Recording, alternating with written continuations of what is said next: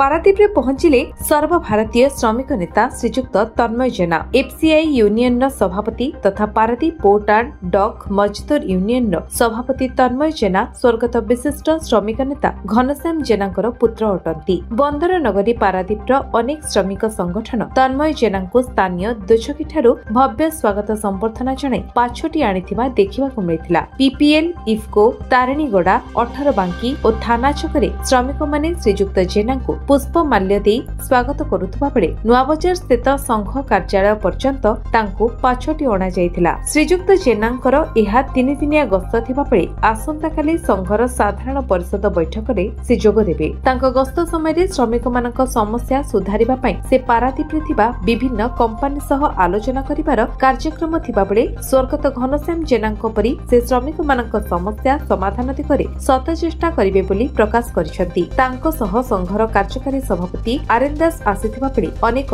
तुंग श्रमिक नेता मध्ये जोग देइथिबा देखिबाकु मिलिछि। महान नेता जेना साहबकर स्वर्गवास परे एटा हमर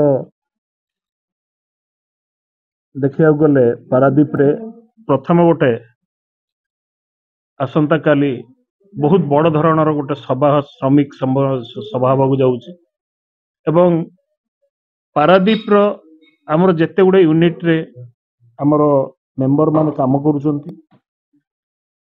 आमे चेष्टा करिवु प्रत्येक इंडस्ट्री को जाई जो श्रमिक मानकर जो समस्या अछि ताउ केमिति समाधान करि परिबु।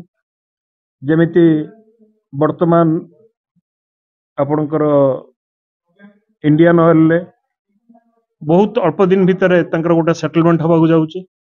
तेणु से सेटलमेंट रे को जिनस गुडी को आमे प्राधान्य दबु से हिसाब रे आमे मैनेजमेंट सहित कथा हो एवं काली जो साधारण सभा हो आमे आशा करूछु ए सभा रे प्रत्येक लोकों सहित प्रत्येक मेंबर मानक सहित ए संगठन तार जहाँ भी सुविधा असुविधा मेंबर कर अछि से जिनस को बुझिबो एवं से विषय रे कोन करा जाई परिबो तार निर्णय न। पारादीप तोफान कुमार माझी का रिपोर्ट विश्व विजय न्यूज ओडिशा।